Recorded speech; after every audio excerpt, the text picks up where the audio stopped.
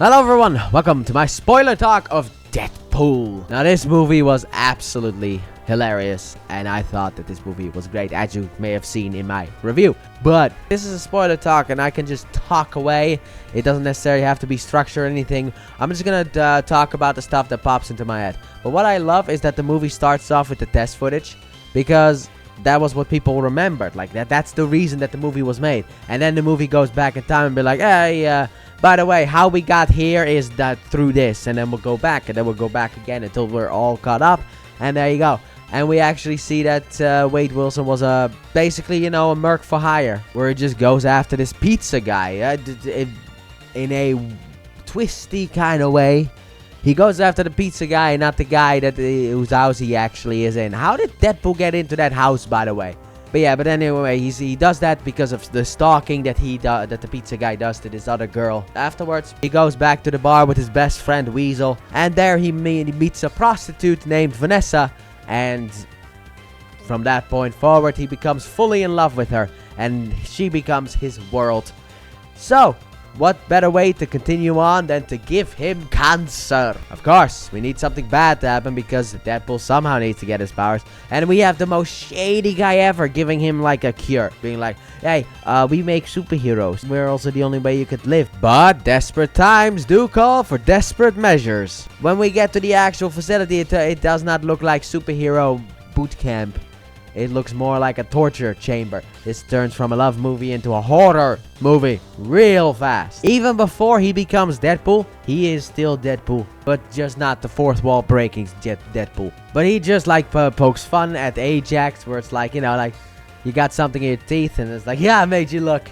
Or it's like, how threatening can he be with a name like Francis? And that's really what pisses him off. I love that about Deadpool. So Ajax eventually gets so pissed about that he puts him in this chamber that sucks out the air, and then when he's about to die, gives him air back until he has enough to breathe, and then sucks it back out again in order to, because they've been doing a lot of painful experiments trying to activate his mutant gene, or basically his to trigger a mutation within him. Kind of like what Magneto was trying to do in the first X-Men movie. So eventually his powers start to manifest and he turns into, well, that. That is absolutely something very something that you want. However, then Deadpool, Wade Wilson, he basically becomes every average looking guy. Insecure about their looks and never thinking that the woman wants to be with you because you look like a cave troll. Which, is what a lot of men experience. The insecurity. Women experience it a lot more, but they have makeup to kind of fix themselves. Men have nothing.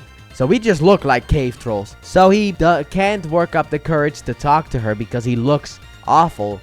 So he kind of tries to distance himself from her until she gets kidnapped by Ajax, and now Deadpool has to save her. However, Ajax did tell him something that probably Ajax shouldn't have told him, and that is, I can cure you. I can cure your ugliness, but I'm not going to. That is what Deadpool is now focused on, so he's hunting Ajax throughout this whole movie in order to get his looks back.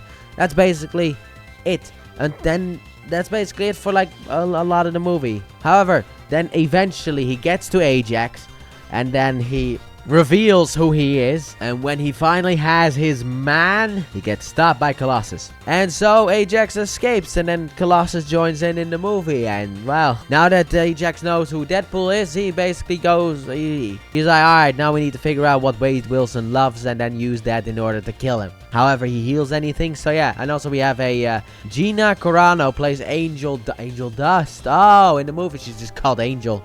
But Angel Dust, this very strong woman who has matches in her mouth for some reason. This movie is just full of problematic people if you look on Twitter. But eventually they learn what the legend of Vanessa looks like that Wade has been talking about before.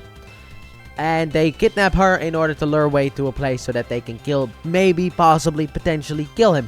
So, that's what we have in the movie. And also we have a fantastic cab driver. I did not talk about him in my review, but I'll talk about him here. Dopinder, the legend of Dopinder himself, the cab driver. The fact that they make the cab driver such a cool character is just weird. It's a really weird thing.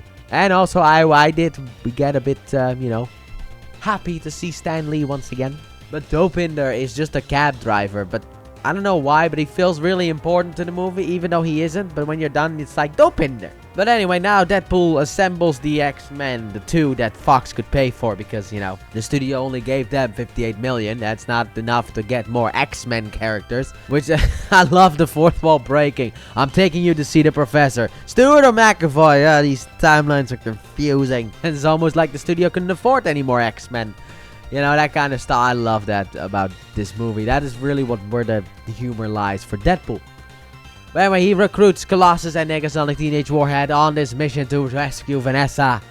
And, well, yeah, eventually they do. And then at the end of the movie, he gets this... Colossus goes on about this 4 or 5 moments. Because, like, you don't just wake up a hero, brush your teeth a hero, take a piss a hero, go to the grocery store like a hero. It's just 4 or 5 moments that matter. And then he goes on this really long speech, and the only way to really shut him up is for Deadpool to kill Ajax. It's like, oh god, you were droning on. So yeah, there you go. That's the play-by-play from the movie. But I thought that the movie was absolutely great. Like, these scenes, like, even with Ajax, this is the weird part also. Let's talk about Ajax right now with the weird part. Ajax is according to him, he is immune to pain, but also other emotions. That's not true. Because you can see him get actually annoyed by Deadpool just fucking with him. By the way, I'm allowed to curse in this video. This is an R-rated movie. The fact that I didn't curse in the actual review, and I only started cursing now, is a testament to how held back I am. But he, you know, after Deadpool starts fucking with him, he really starts to get annoyed about it and angry. And also, when Ajax is like, I can cure you, and then at the end of the movie, he's like, you thought I could cure you?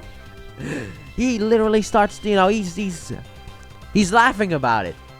That is not a guy who does not feel any emotion. That is I mean, he does not feel pain. That is at least what's stated. You know, he gets stabbed, and he still talks like he normally does. He does not feel pain, but he does have other feelings. So I did find it weird that the movie went like, oh, he doesn't feel anything, when, you know, the acting, you know, like, the actor puts in more emotion than Brie Larson did in Captain Marvel, who actually feels nothing in that movie. I know it's an old thing to talk about, but I just had to bring it up. One day I'll review that movie. One day, and I'm not going to be too positive about it. But in light of recent events, I feel like I'm going to be a bit more positive than I was going to, because Marvel has made worse things than Captain Marvel. So, but that's the one thing that I found a bit weird about the movie, where it's like, okay, yeah, he doesn't feel anything, but he does. That was really the only thing. I also really like Vanessa. When she grabbed that dude by the balls, it's like, oh my god, this is a woman with a backbone. And that's what I meant in the review when I said that she has a backbone. And I like the two of them on screen together. I mean, I know people will get mad about the whole, like, oh, look, the woman is once again the one in trouble, and now, you know, Mario has to go and save the princess. That kind of shtick. But it works for this movie, because this movie needs to be as simple as it can be, because that is where, basically, you know, you save a bunch of money. I also find it weird that the final battle is at a decommissioned or just destroyed helicarrier, which is like, that made me go, when I saw that for the first time, I was like, is this connected to the Marvel Cinematic Universe? Is this like, you know, the Daredevil Netflix show? Oh man, that was peak. This was peak superhero time. But anyway, we already had like the first season of Daredevil, which was supposed to be, which is connected to the MCU, but also, you know, you don't have to watch it. I thought Deadpool was kind of in that same vein as well, that it was connected to the MCU, because you see like a helicarrier, which is so weird and strange. I love the end scene too. Like, we're going to talk about the end credits, and then I'm going to end this. But it's like, Deadpool just comes out, and it's like, you're still here? You're expecting a post-credit scene? You think we got money for that? You won't expect to see like a Cable show up? You know, a sequel potentially being made? We don't have money for that. Come on. You're acting like Fox has any faith in this project at all. They barely gave us money to make this movie anyway. They don't have faith in this movie. Come on, dude. I like that stuff where it's like, go away. I thought that was funny, because like, because during this time with the MCU, you have post-credit scenes. So you stay at the end in order to see what the post-credit scene is going to be. And then Deadpool just comes out and is like, fuck off, and then leaves again. But that has been my spoiler talk. So like I said, now you can actually flood the gates with spoilers, by the way. Tell me what your favorite scene was in this movie. I would say any scene between Colossus and Deadpool is probably my favorite scene in this movie, because I really like them together. I know that this movie is about Deadpool and Vanessa, but let's be honest here, the true love story here is between Deadpool and Colossus. It's like the two of them are my favorites when they are together. However, that will not be in the sequel, because that gets replaced by Cable. So, thank you all so very much to anyone who has watched my spoiler talk about Deadpool. Now, next week is actually going to be an interesting week, because there are some reviews coming out. Now, I don't know what reviews are coming out.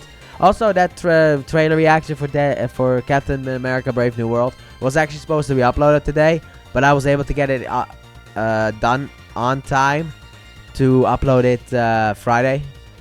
But anyway, what's coming out next week is a bit of an unknown for Tuesday and Saturday. However, Thursday, an upcoming Thursday, we will be taking a look at the big tidal wave himself from Transformers Armada.